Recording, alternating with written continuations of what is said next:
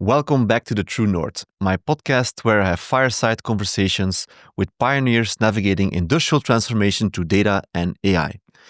Today I'm joined by someone who quietly shaped the backbone of modern industry, Richard Beeson. For 32 years, Richard was at the heart of OSIsoft, the company behind the Pi system. This time series data platform has become the nervous system of factories, refineries, power plants, but also utilities worldwide. Richard started as an engineer in the early 90s. He grew into a chief software architect and ultimately became CTO. And he was guiding OSIsoft through decades of scale and transformation, all the way to its $5 billion acquisition by Aveva. Alongside OSIsoft legendary founder Dr. Patrick Kennedy, Richard he helped to turn the Pi system from a data historian to the de facto infrastructure for operational data. Data trusted because it really worked and it kept working and it will be working for the next decades. Today, Richard is still pushing boundaries. He's advising utilities, investing in energy transformation, but also serving as a strategic investor, amongst others, to Timeshare.ai. In this episode, we rewind to those early days at OSIsoft to hear stories of scaling Pi and working with Pat Kennedy. We also dive into when data quality first hit the strategic agenda and look ahead to what comes next to industrial data. Richard, it's an honor to have you here and welcome to the True North. Bert, fantastic to be back in Belgium. In Belgium, exactly. Exactly. Yeah. Yeah. You like Belgium? I do. I love it. I have an affinity through family, and I actually think I might be spending a lot more time starting next year. So. Yeah. That means that one time you have to take a Belgian beer somewhere.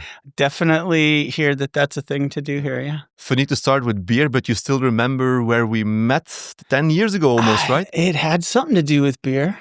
It was in Houston.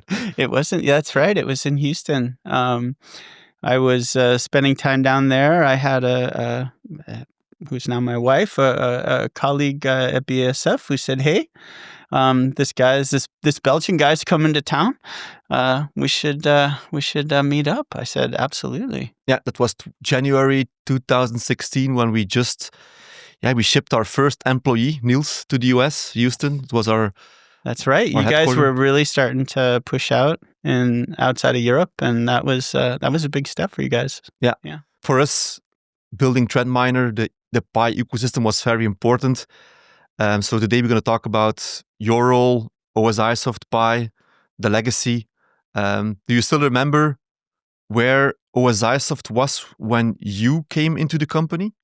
Yeah, it was a very interesting time. I had just moved back from Europe, a short stint living in Sweden, and there were about 11 or 12 people. OSI had been around for a whole decade, but yet it was still finding its way. The first couple years had really been focused on, I would say, project work, capitalizing on knowledge that they had that Pat brought to the table in refining, and there was a project around tank farm management and some other things that were keeping things going. And during that process, people wanted to know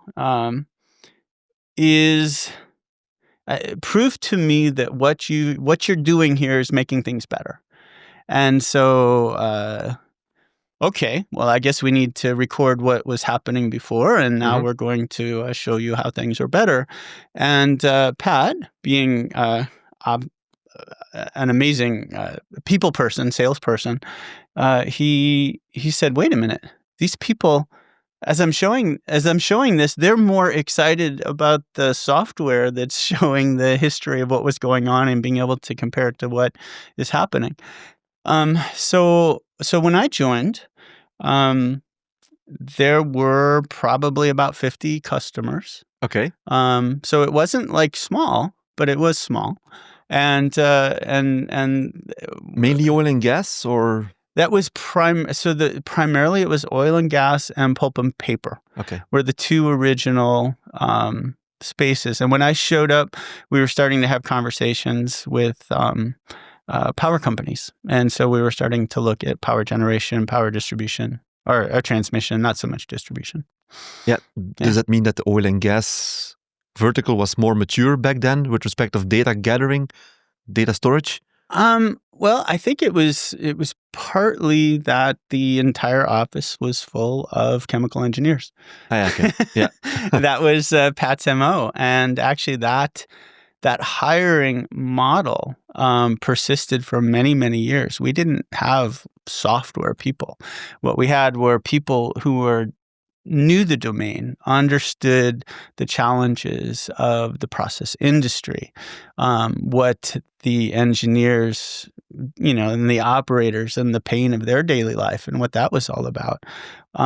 So in a way, it was a bit of an interesting approach that that the development of the product and the software in probably the first 20 years was entirely driven by people who were more focused on what the users were doing than geeking out on the software itself.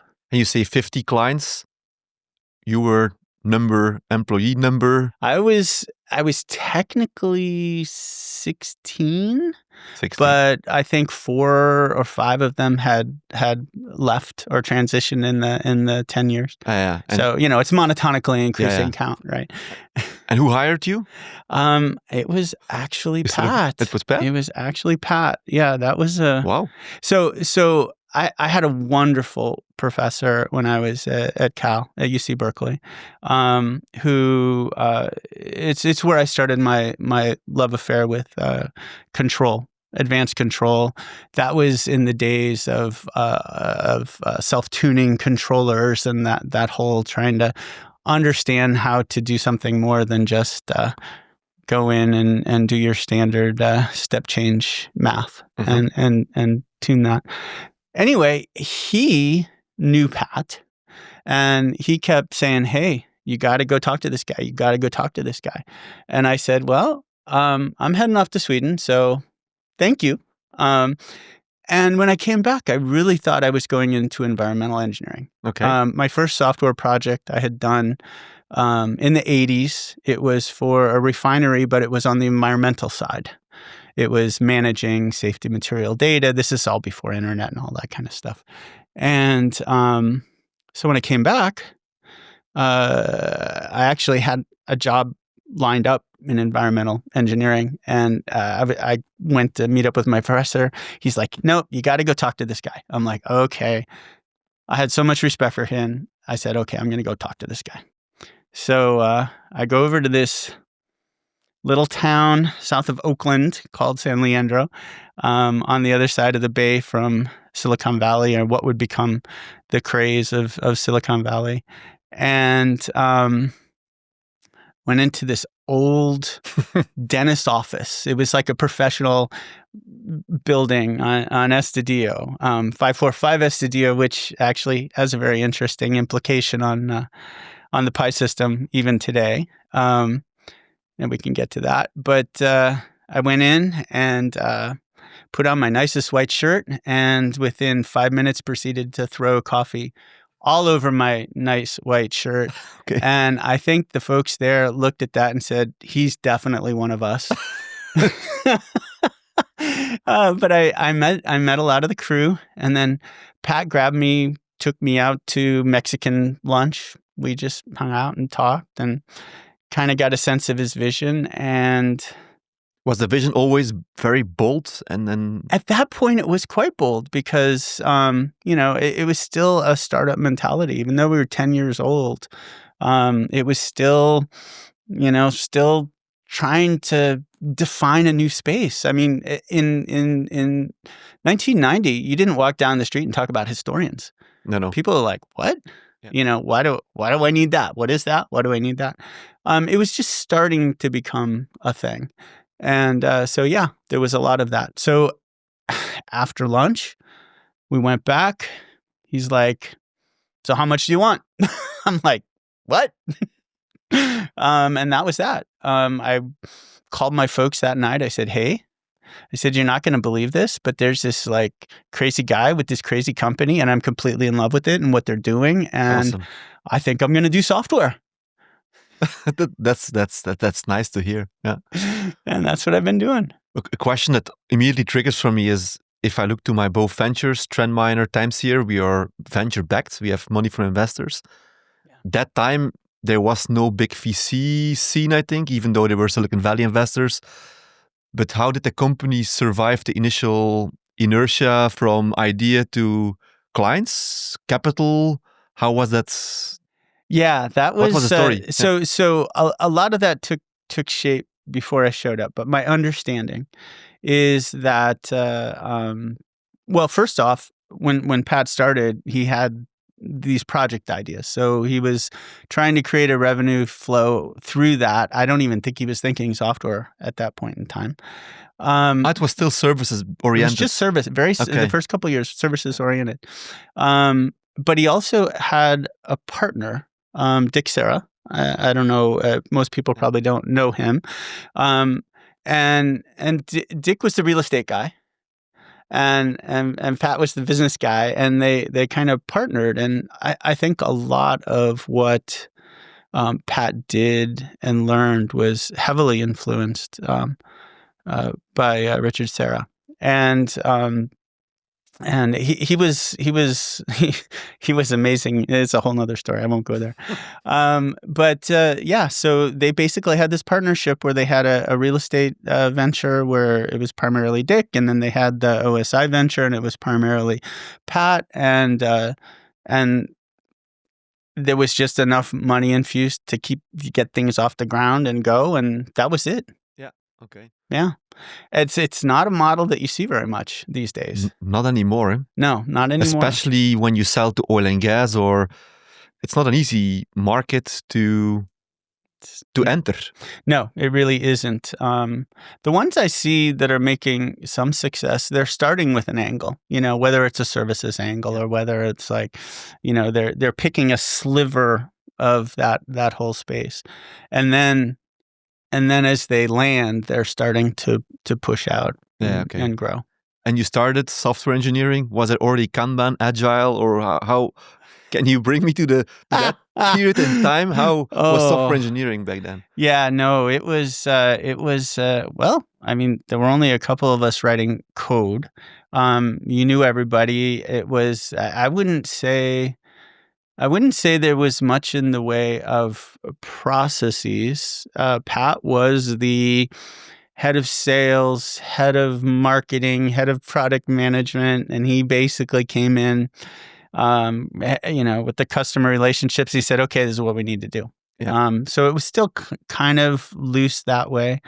My first project was converting a VAX VMS Fortran application, a report writer, to C, to this, we really went modern. We went from Fortran to C. Okay.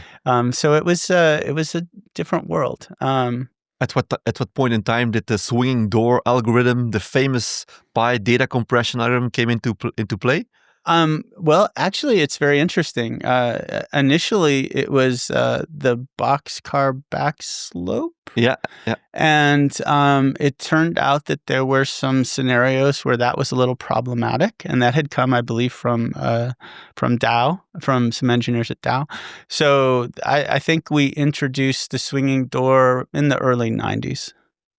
We made that transition. Yeah. And that doesn't have a lot of the pitfalls. Okay. Yeah. So 50 clients, not a lot of software engineers.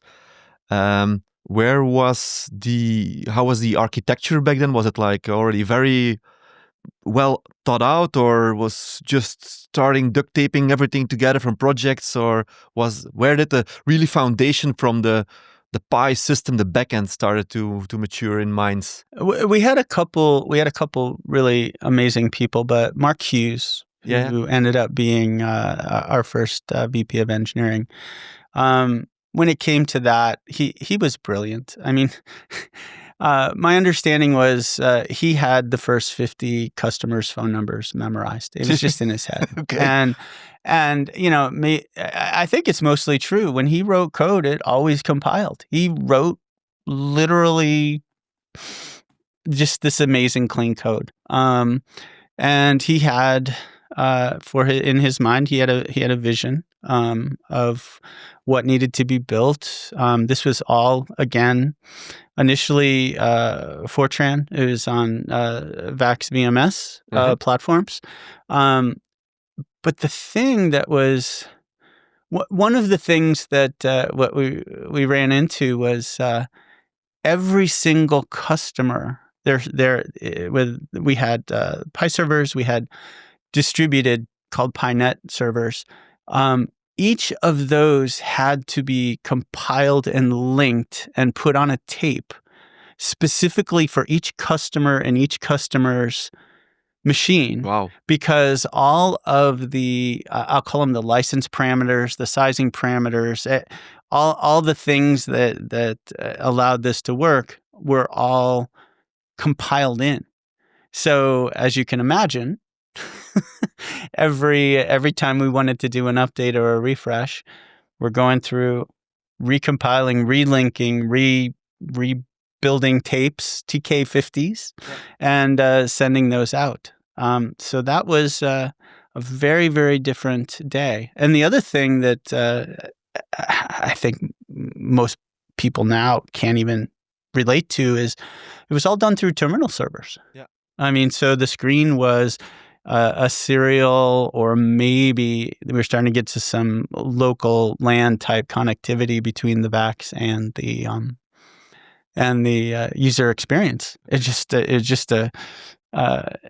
was wonderful. I mean, it was for operators, for process engineers, for people that didn't have that visibility at that point. This was game changing. And when I think software companies, I always think growing pains.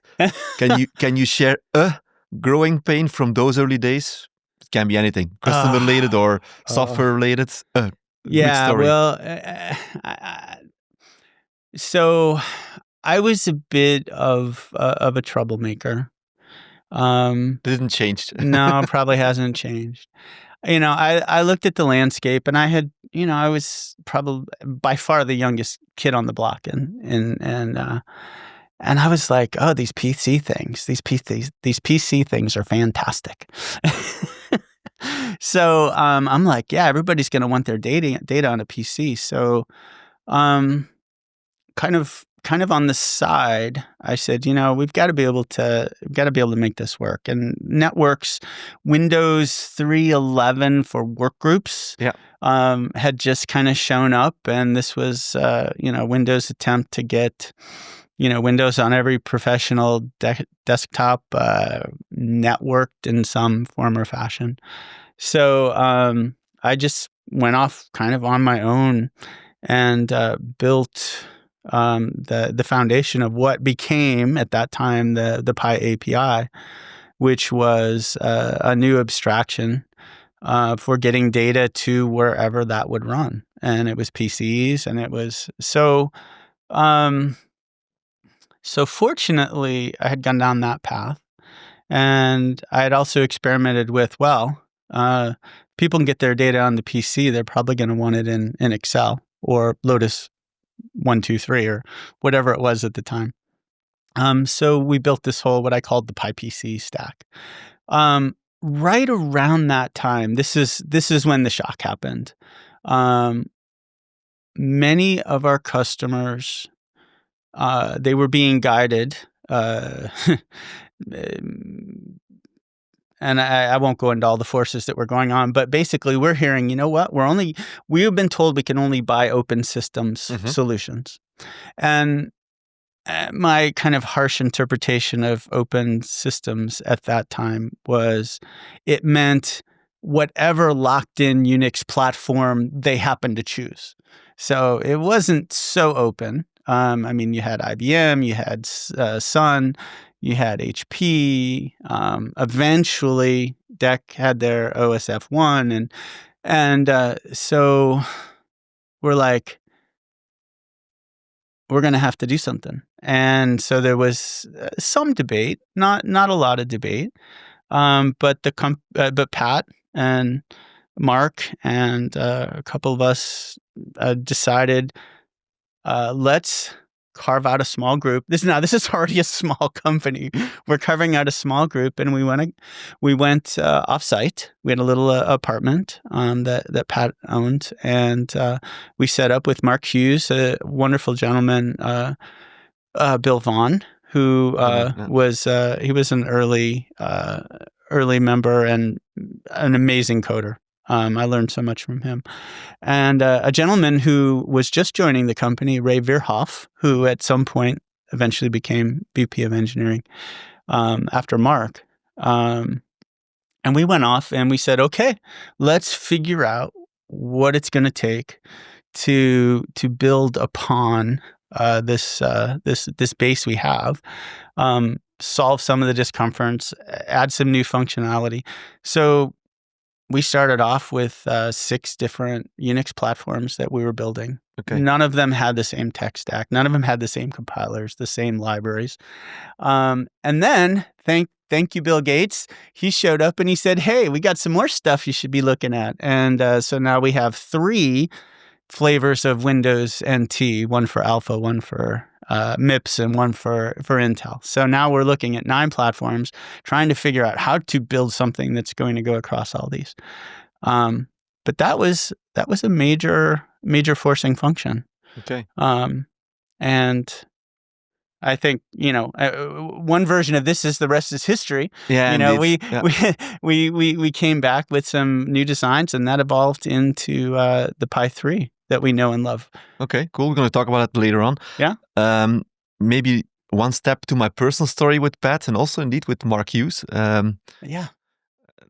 There's also a story there that even a year before I met you, which was we were at the point of pivoting the company. Okay. We were also services, building software, but it wasn't really flying. And I had that idea of building a search for Pi data or for process data.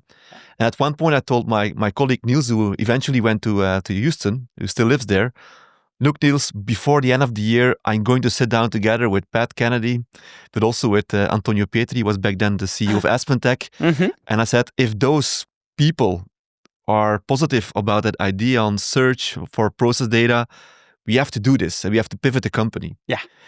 So we had that idea with some slides. It was a prototype in MATLAB, not even C, or it was MATLAB. Okay. Because there was legacy code already from our first platform. And indeed, there was San Leandro, new offices already, not the same probably anymore that you and then. And there indeed was Mark also. And they were positive about the idea, but I had the impression like maybe they want to onboard it as a feature in Pi, but they said like you have to build a plugin for Process Book. But of course, for us, that was a big thing because a plugin for Process Book, which is a third-party software. So eventually we decided to build and the trend client experience and the search. And that's the story of TrendMiner. But it was inspired by Pat. So he also left a big impression. And since then, he was always very positive on us partnering. Yeah. We can get into the whole partnering thing. Yeah. I think that's what we're going to talk about. But so your experience of that meeting was that he was encouraging. Yeah, there were even some people. There was some rumor that Pi had invested in TrendMiner, which is not true. That's just not true. But it was a rumor. But he was always very positive. So even when I sent him an email, it was always swift reply. So he was always supportive. Yeah. Encouraging to become a partner. Because he said like, look, if we are mutually exclusive with this, we are going to kill other partners. So it was always the partner not cannibalizing, was always in the center of what he was saying to me back then. Yeah. And that sounds just like classic Pat. He, especially if he saw the value in something, he was usually quite a hero for that. Yeah, this is me more than 10 years ago, so it left an impression. What was your impression of Pat early on over the years? Did he left an impression on you as well? You can't be around somebody, work with somebody.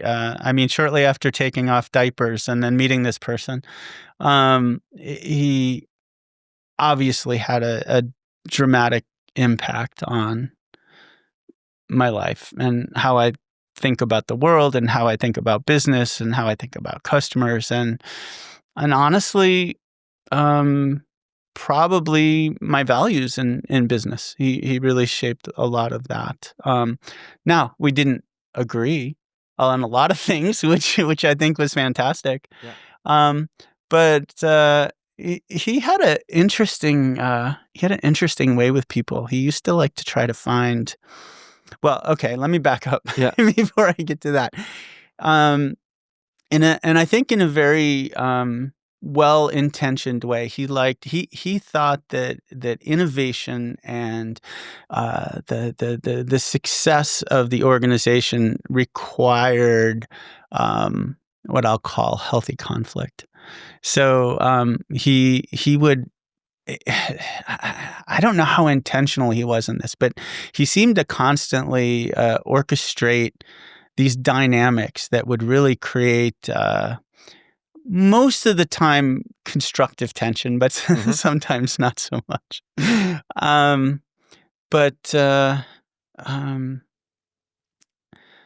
Yeah, he built an organization like that, which I found very valuable. He gave a lot of responsibilities, or He gave people a lot of responsibilities, and I think that was another big part of the culture. Was he put a lot of trust and faith in people. Once he wasn't a micromanager, but okay, but at the same time, it took me a while to realize how completely aware of absolutely everything he was. He didn't have to manage it, but he was amazingly aware. The buck stopped at his desk eventually. I mean, no, it really did. But it was funny. He would always like to find something about everybody that he could always kind of like needle him with, which I thought was kind of funny, but it was his way of relating and connecting to people. So I remember early on, I was a big tennis player, and he played tennis. Yeah. And we'd get out on the court, and obviously I was a lot younger than him. And I remember one day he took a game. So this was, not the set, just a game in the set. For the next 10 years, he had to make sure everybody knew that he took a game. Okay. But that was his way of really connecting with people and just kind of. When he was on stage, he always looked very calm, but passionate. Was he really calm? I watched him weather storms, weather what would probably melt a lot of people down. I rarely saw him flustered. Okay. And his mindset was just exceptional. Now, I mean, I know he was feeling stuff inside, but he always seemed to have the long vision, the big picture. And so regardless of whatever was happening right here, right now, it was always holding to this long vision, to this long arc. And, that was interesting because it was this dynamic of creating urgency, but at the same time creating the creative space necessary to innovate. Yeah. And, that coupled with Mark and some of the other people that we had, he was able to create that. Yeah. And that was huge. When you would go to other conferences, for example, in an Amazon or a Microsoft, but you would go to Pi conferences. It was a family business. It was Pat's wife was walking around in a venue.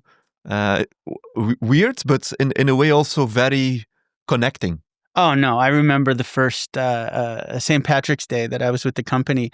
She came waltzing in with a big thing of Irish soda bread. I mean, for everybody. I mean, it was just like that. And Jenny, Pat's oldest daughter, she had a kid running around the building. And it was just this wonderful, energetic environment that didn't have. And this was the other thing. This was before the whole Silicon Valley thing. Pat was very progressive. in terms of like not having a lot of the traditional boundaries and expectations and formalities. It was about just about serving the customer. And I mean, you asked me earlier about like my first impressions. The first thing I learned when I got into the office was, we had the old phones, so basically it was like a call comes in and it goes to one of the lines and you push a button and you pick it up. And I learned right from the get-go, if the phone gets to the third ring and Pat has to pick it up, then he's not going to be pleasant. Okay. But that was because he wanted everybody to put the customer and response to the customer absolutely first. Yep. So I learned that, man, you better pick that up on the first or second ring. Yeah. And even when I first just showed up there and didn't know anything about anything, I was talking to customers and trying to understand and, trying to understand what they... Yeah, he went far in that. At one point, he told me that indeed a pricing model, scaling by tags and users, but he said, like, I let the users do. The more users, the better. I will never restrict any user of using my software, he said. Oh, yeah. No, we had for the longest time, we didn't put any kind of formal restrictive licensing in Pi 3 because Pat is like, if we're not going to turn their system off, and that's their data. Yeah. It's like if they're using it and they're getting value out of it and they're having a hard time or whatever, we'll work it out. Yeah. But we're not going to ever interrupt anybody's operational business, their visibility, insight. That was just so culturally ingrained. And some people just could not. I mean, a lot of our competition. Yeah. I mean, it was funny. It's like your salespeople must get everybody to drink the Kool-Aid because it just doesn't make any sense why customers come to the users conference and it's just like this family affair and they're so loyal and they're so committed. And it was really because Pat set this culture that put so much respect and value on the success of the people we were serving. And it was just so fundamental. Yeah, I can only imagine you working there that many years. For me as a young engineer also, or an entrepreneur, he left a mark. There's always that question, do you still know where you were when there was 9/11? A lot of people know that moment. Yeah. Not going that route, but the same happened when I got the news that Pat died. I still know where I was. It was, by the way, not far from here in a bar with a friend. We were brainstorming, and it really, it stuck that moment because he didn't spend that long time. How can I say? It was very close after the acquisition, right? It was very short after the acquisition, and his family has a lot of longevity, and we all. I mean, I never doubted that he was gonna make it into his 90s, and it was a shock. Yeah, it was absolutely a shock. Yeah, it was. Did you think he knew he was sick, or it was? I don't know the story behind. It felt like he was the guy who would never sell his company. Of course, there's a thing, reality and romanticizing this, but well, my again, this is so. There was the inner circle, which was the family, and then there was the inner circle, and then there was so, and that's how it is with a lot of organizations, especially family organizations. You have to maintain sanity, and I think there was, and I genuinely believe this was true. I think Pat always envisioned this as a family legacy company. And there became a point at which I think it became clear to him that was probably not going to happen.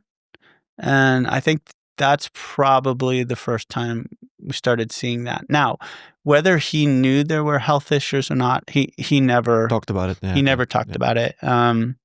Yeah, but we talking about him here is also like a sort of a tribute. Oh, yeah. So concluding that chapter, or what's his impact on the industry? Can you, a couple of sentences, what's his impact on the industry for you? The funny thing about this industry is it's actually relatively small. it's actually possible to know a lot of the people and players in this space. And Pat just seemed to know everybody. He was connected to academia and obviously industry and the analysts, and he just he impacted people just everywhere. I mean, just with his vision, with his energy, with his positivity, sometimes with his criticality. He shaped, he set the bar and shaped things. He saw things. He synthesized things from different places, and he shared. He was open. He shared. He never held back sharing his ideas, and from that point of view, he was incredibly generous. Yeah. I was just incredibly lucky to be there where I was when I was, and to have that experience. Yeah. Okay, super. Back to you scaling Pi in your own career evolution. So, started software engineering. How did it evolve? Like, did it went rapidly to more responsibility and, hey, Richard, go on and have more responsibility and scale? Or what was your own career evolution within the company over the years? Yeah, that was... well, once I threw myself into the software, there was just no going back. My evolution was really almost always on the on more of the innovative, creative side, for better or worse. Yeah. I did have a number of opportunities to lead teams and groups, and I had a lot to learn. I know I was not very good at that early on. I'm probably still not the best in the room to be doing that, but in managing people, you mean? In teams? Managing people. Yeah. But as far as architectural vision, synthesizing trends and technologies with an understanding of what customers, you listen to what customers say, where their pain is. There's this magic mapping that can happen between all of that and what they really, really need. I mean, if they were, they know their business, they know their problems, and they express it the way they can. But they don't, most people are not software experts, so they don't know how to frame it that way. So being able to create that map, have the empathy for that, and be able to bring those two worlds together, that's, I think that's what I did. And just as we grew as a company, that allowed me to just expand my scope of doing that. So we ended up with a structure in the company that was kind of like, you see this in a lot of companies. There was the VP of engineering managing the people, managing the kind of the day-to-day project management type stuff, getting that kind of stuff going. And then there was more of what I evolved into, the CTO role, which was is complementary to that. It was more product focused, technology focused. But also keeping the helicopter view, like bird's eye view on everything of the ecosystem. Exactly. I mean, for example, when the whole big data thing started hitting and the whole cloud thing started hitting, I took a group, built a group, offsite again. You were early in recognizing these patterns, how the software world was changing. You say cloud, but also like subscription, the whole SaaS. Yeah. No, I think we were early to identify it, and Pat supported us trying to figure out how to navigate that. I think, unfortunately, we were very slow in responding. Okay. At that point, we had become a bigger company. I dare say a little more conservative. We had some things that happened along the way that rocked the boat a little bit, and I think there was some resistance to rocking the boat. So things changed a little bit, but the response to that was OCS, right? What ultimately came out of that was OCS. Yeah. But earlier, probably there was asset framework, event frame that was way earlier in the design of evolution. Yeah. So, well, that is AF is a whole nother beast.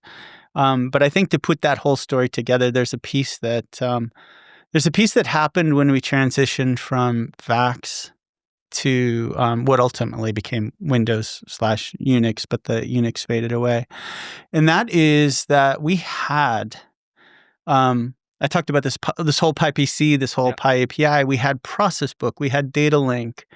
When we made that transition at that point, one of the reasons I believe it was so successful, I think, well, there were a number of factors, but one, we were jumping on a technology wave that it turned out was correct. And that's what people ended up wanting. Yeah. That was important. But two, I think even more important is when we did Pi 3, it was almost bit for bit backwards compatible. Okay. So Process Book just worked when you switched from VMS to Windows. Data Link just worked. The APIs and the interfaces that were built on that technology stack, that just worked. And that was a key piece of success. Unfortunately, when we get up to the OCS land, we didn't prioritize that. We weren't able to make that happen. So I think a lot of people experienced that as a much more abrupt thing that happened. Now, back to AF and Event Frame. That actually started. So do you know what AF stands for? Asset Framework? Yeah, no. No? Okay. Well, it does, but no. It was originally the Analytics Framework. Is it? It was originally the Analytics Framework. Okay. And I know you want to talk about acquisitions and mergers and all that kind of stuff. Pat had picked up from KBC the Sigmafine group. Yeah. And they were the Italians, right? I think they were British. British? Okay. I think. Okay. Anyway, they had the fundamental group for that was in Houston. Yeah. And so that's when we actually picked up a Houston office. And there were a couple other things that happened around that time too we can get into, but they were mainly then the mass balance, energy balance, data reconciliation. That is exactly what that was. Deep modeling of refineries, process flows, and using that data reconciliation. Mm-hmm. Yeah. Mm-hmm.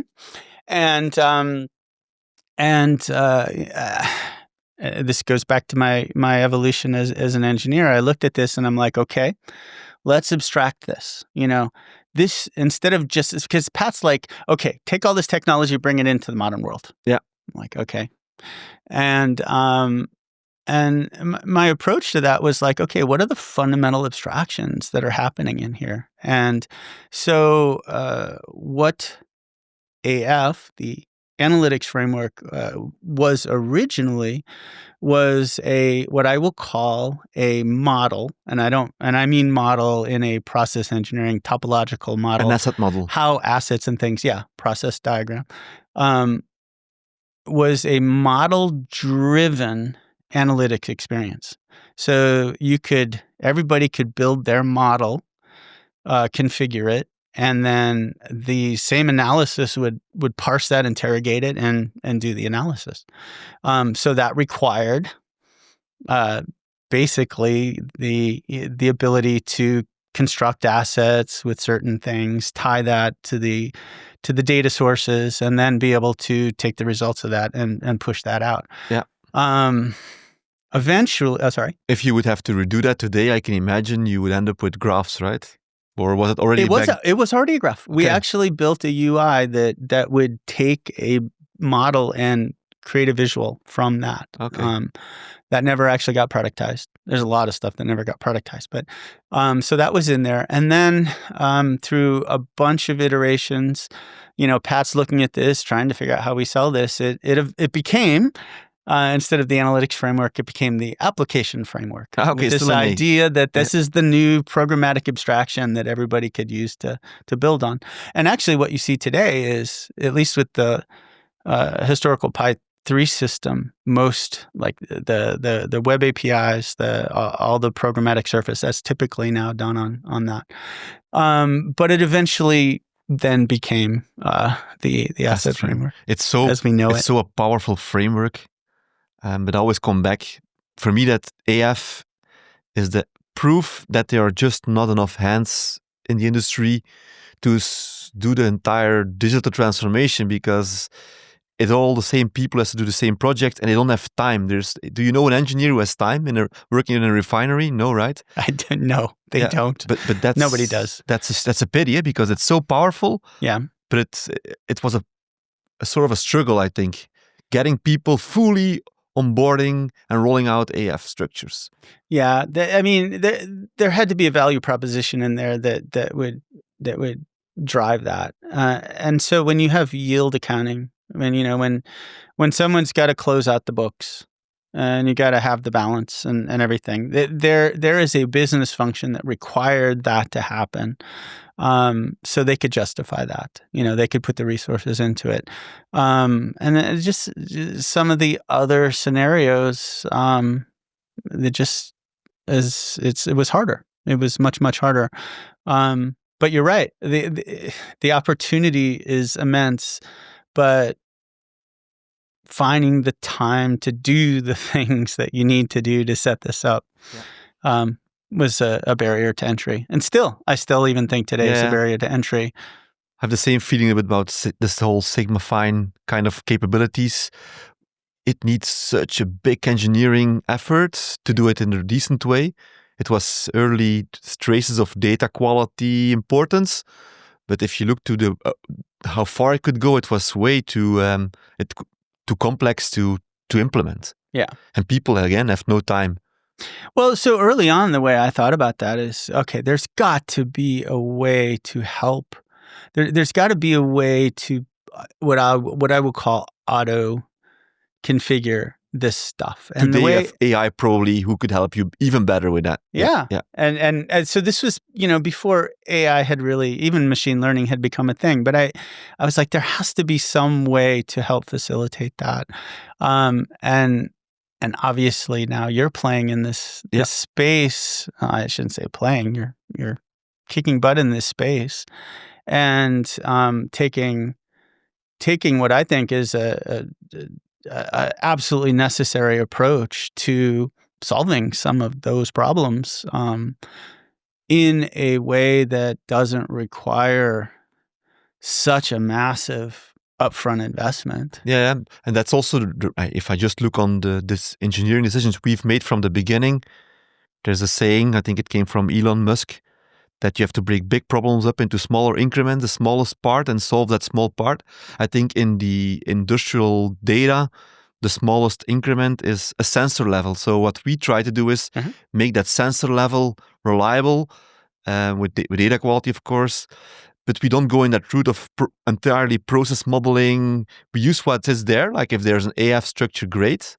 But we think that the farthest you can go and really make it scalable is on a sensor instrument level, because that you can make your algorithms scalable into that level. The moment you become how they are interconnected, you end up with modeling a process and you end up with complexity that's not scaling.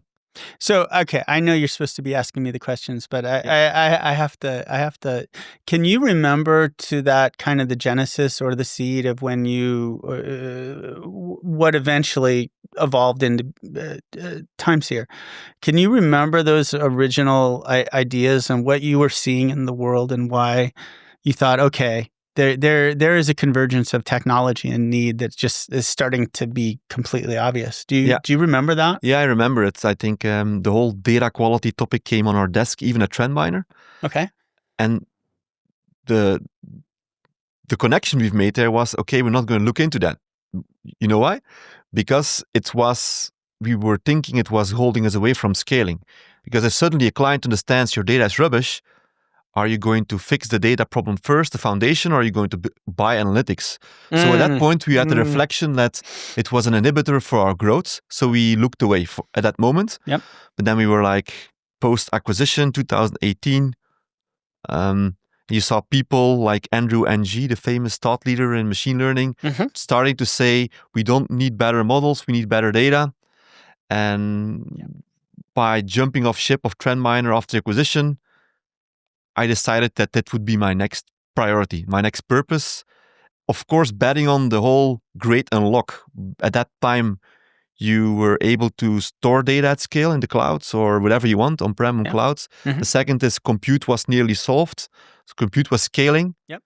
And that was exactly the moment in time where companies start to build data-driven apps, applications, and also the moment where data quality starts to matter. That was the reasoning.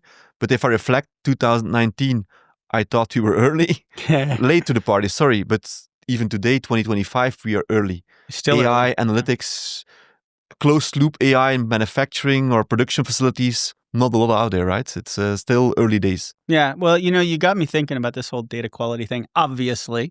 And so I did a little digging, archaeological work, and because I knew we had spent a lot of time at OSI on this, on this whole issue, and from about 2006 or 7 until I'd say at least 10 years later, there was a lot of activity in that space. We had customer focus groups and executive focus groups, and we had internal papers and the topic of data quality over and over and over and over. So it was very, very clear that data quality, and I really don't like that word, and I wish I could remember what your colleague Thomas de Hollander called it. He actually framed it. He didn't call it data quality. Fit for purpose, he said? Fit for purpose or data validity or something like that. So I think the problem is, so we spent so much time and we never moved forward because we could never agree on what the problem was we were solving. I mean, we all had a sense of it and everyone had their own idea of what the problem was, but it seemed like it was just enough different to every other person that this bucket called data quality, it was just, so we never moved. There are a couple of very difficult concepts you need to put in place. And the first one is not all data is as important. And sometimes good is good enough. And you come into the domain of decision elasticity, which means how wrong does something has to be, like a dashboard or a gauge, to make a wrong decision. And that's why you end up sometimes with people say, yeah, data quality, that's theory. So you need to make that abstraction first. And if you finally tuck that in your engineering model, you know that not all data is as important. And that's also how you have to approach data quality. Because else people will see big projects again. Like my compass that doesn't actually point north. Yeah. That's why I called it the true north. It's a good analog, Just need to fix that a little bit. Maybe I'm going to bring this up. I don't know, I think it's 2018, 17, where indeed Pat came on stage of a conference and said, like, data quality, let's maybe look into it. So the question is, what was number one? Well, we'll see how this fits. Number one was data quality. Because now you're getting more and more remote from these data. You're no longer sitting there. An operator could sit there and look, and they know that obviously this sensor is wrong because they can look out the window and see that the unit's still there. But a machine doesn't know that. So if a machine looks at the data and starts making pathological decisions, then that's bad. Indeed, data quality. So it was a topic also mentioned on stage, right? Yeah. Well, when he said it was number one, it said that was the feedback we were getting. This is the number one concern. In some of the customer groups that we had set up for that. Now, I don't know if you've had the fun of jumping on a Waymo yet. Not yet. Oh, it just blew my mind. Is it? Absolutely. It is amazing. I mean, it drove through San Francisco better than anyone Yeah. Okay. And especially when two Waymos come together and they're like, no, I'm going to go. Anyway, but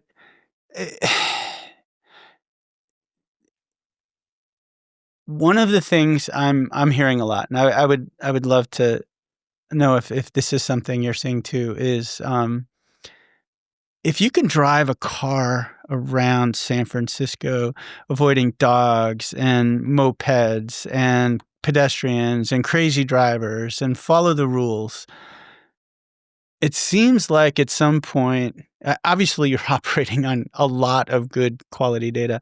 At some point, some of these operations that we're talking about, some of the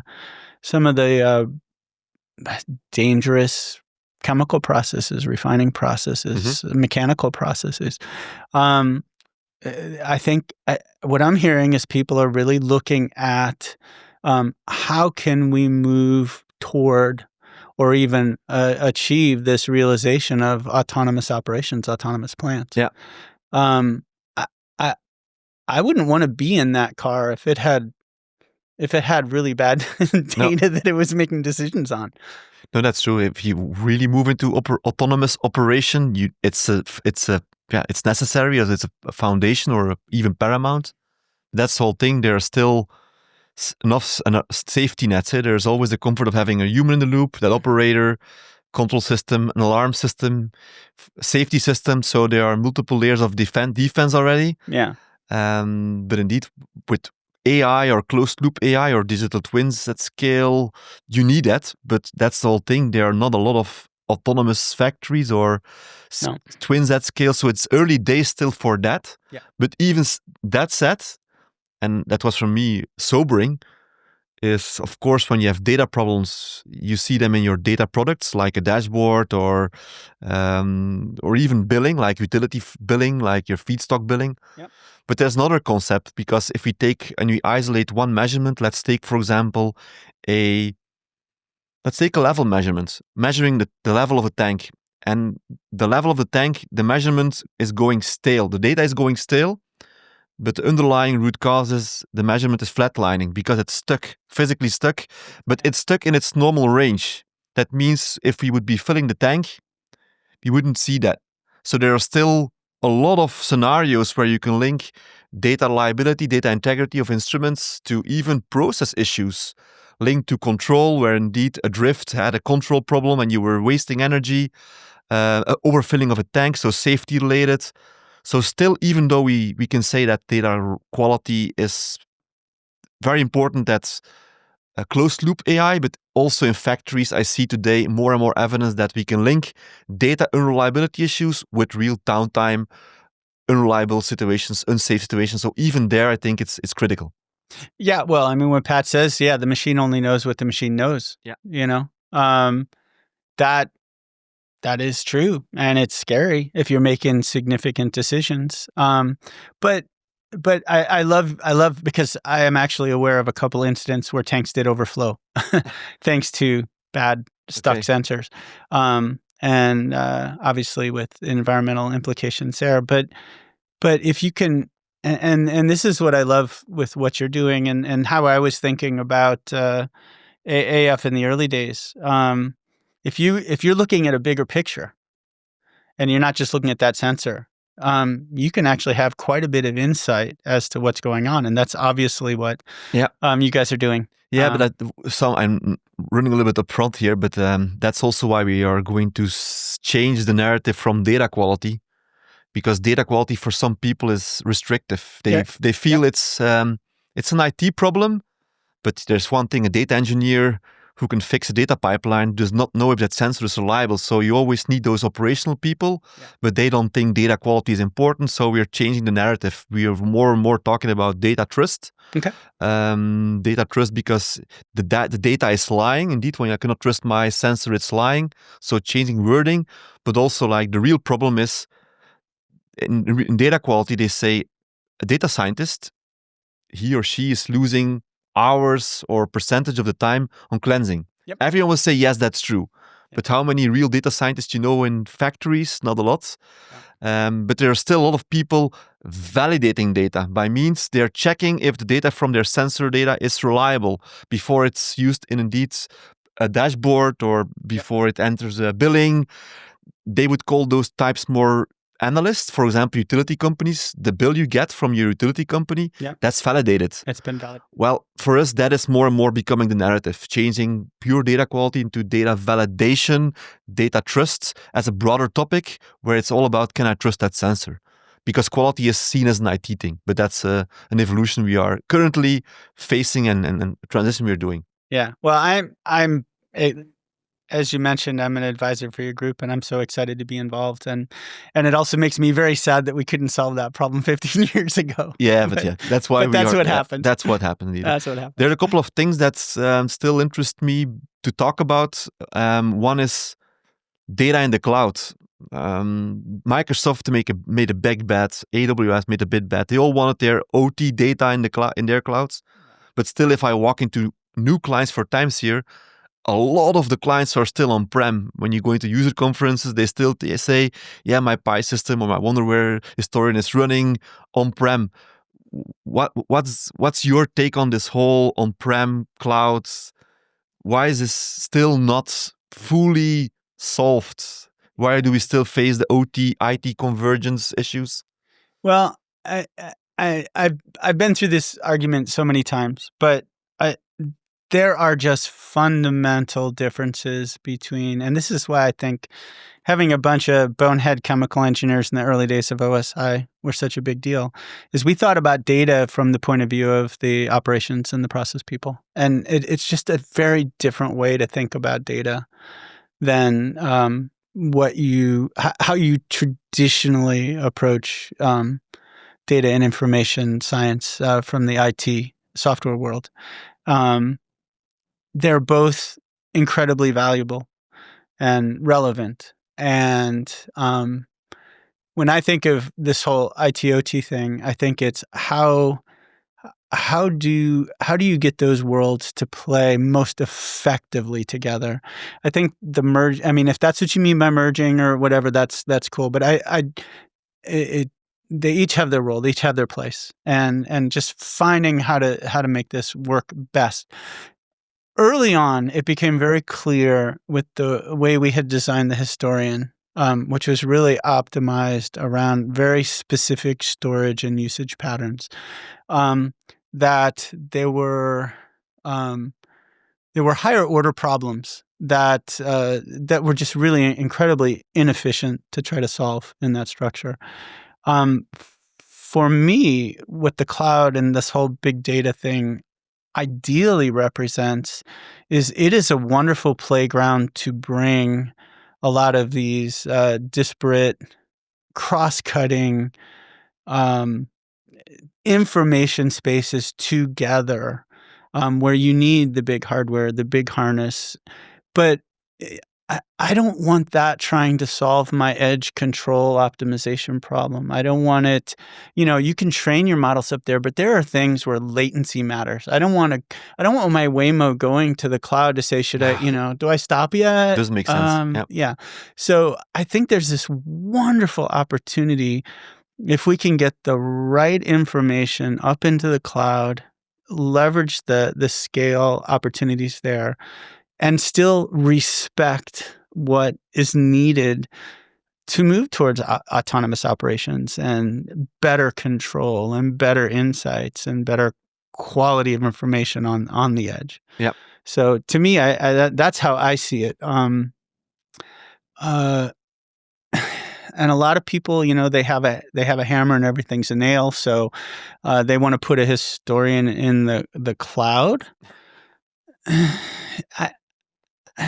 I don't think that's where the value is. And personally, I think finding ways closer to the edge of reducing total cost of ownership and the hassle of managing and configuring and doing all that stuff. I think there's so many lessons and scale out that can be taken from the cloud and be brought to the closer to the edge to make all that work. That's also, for example, why we say that we scan data where it's residing. And a lot of the times that's still legacy systems on-prem, wherever. Yeah. Because if your prerequisite is, if you want to solve your quality equation, data should be in the cloud, well, good luck with that. Yeah. It's impossible. Yeah. We have to go to the edge, to the fog, the OT systems, but not only to the cloud. The cloud is a part, but not the only part. I think it can be a great, from a historian point of view, it can be a great supporting function. And one of the things I think that really we were promoting before I left was the cloud was a perfect place to rendezvous disparate players. Yeah. It's like you don't want people coming into your plant, into your historian, but if we can identify what information is valuable or could be shared effectively to impact partnerships or relationships or remote support, then the cloud as a neutral playground, that actually was a very significant opportunity. Completely see that. That's also why, if you would compare traditional data quality solutions, for example, they expect your data to be landed in a cloud warehouse, data in Snowflake or in Databricks. Well, that's not reality. If you look to the lineage, from the sensor to the actual storage, there's so much information in the lineage about settings, metadata, the physics. Where is this sensor installed? So you need to go much more closer to the edge to solve this. Another topic that's really interesting to talk is the whole partnering. They say that the difference between a first-time entrepreneur and a second-time is how they solve distribution. Clearly, going from client to client is not going fast enough. You need to solve distribution model. What was it with OSIsoft and solving that part, distribution model, OEMs? Can you share some insights that can also help me to better shape times here? Yeah. So I respect the way that Pat ended up approaching this, because he knew and felt that first person relationship with customers was vital. So on the one hand, as we move towards corporate enterprise type relationships, having those and owning those, or at least being directly involved in those, was crucial. But we also knew that there was I'll call it the long tail, where the systems weren't necessarily as big, but they were still valuable. And that was a great opportunity through partners to essentially spread the impact and expand that impact. But Pat was not super big on those. So it was very selective and very specific. In the early days when it was Pi 2, we had a relationship with Honeywell before they decided that they were going to do their own. They were a vehicle for that. I think it was Warehouse or Information Solutions, WIS. They were an early partner. That was an interesting one because that actually took a very early pre-Pi 2 version of the Pi system. And my understanding is that became the genesis for what became ultimately the IP21 system. So there's a common fork in the road there somewhere.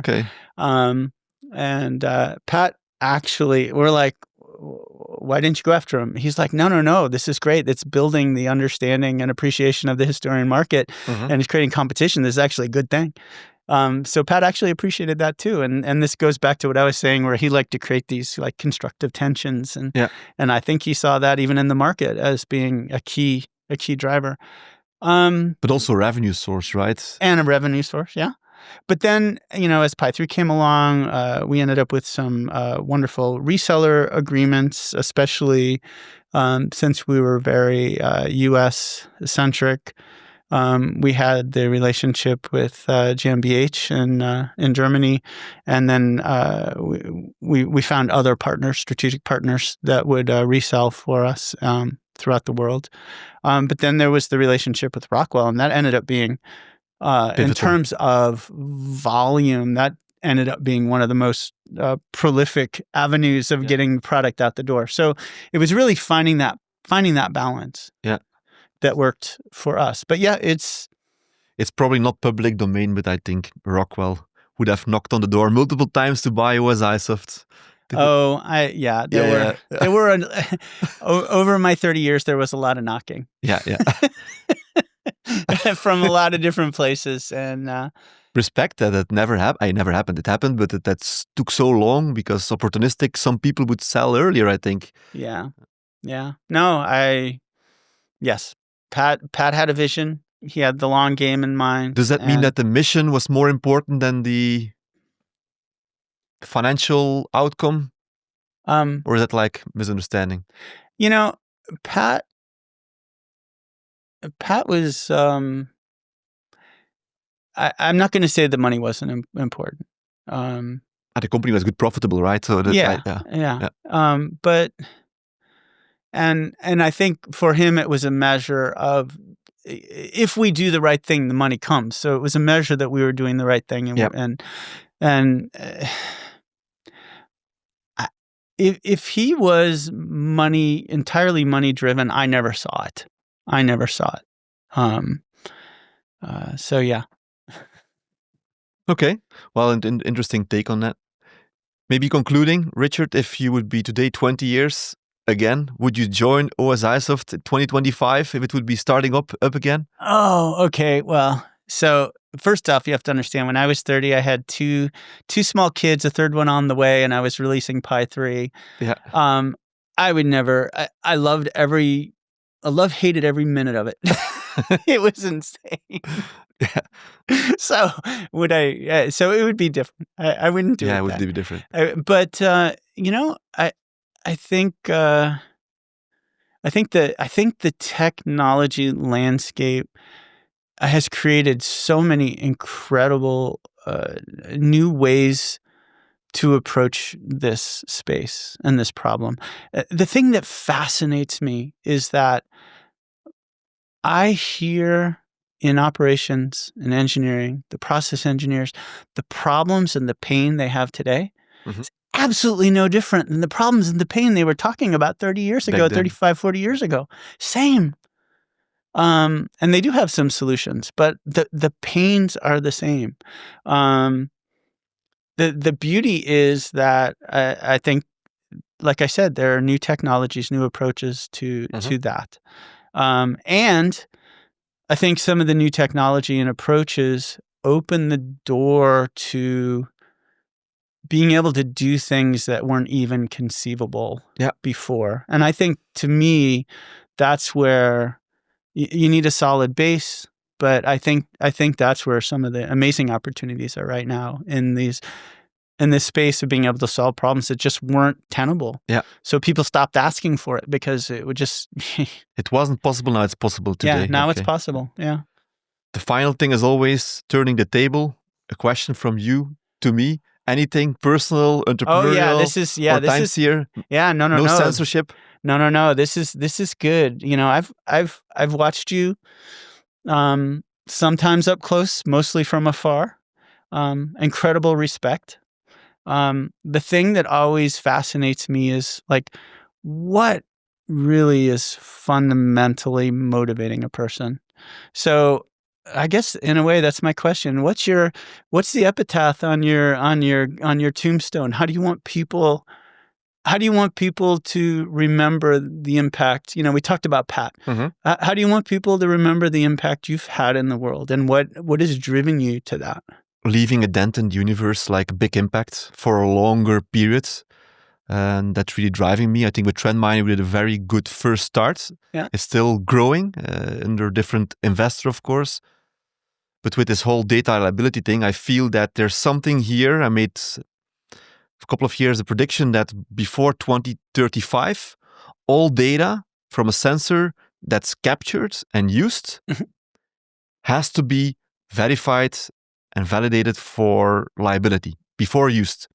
And that's really now the big purpose. Like, how can I achieve this? And if you achieve that, you will have a big company. And that's now really, that's why I wake up. Okay. So I ramped up the ambition level. Yeah, well, I was shocked to see you jump back on the horse so quick. So I love it. Yeah. I think that's fantastic.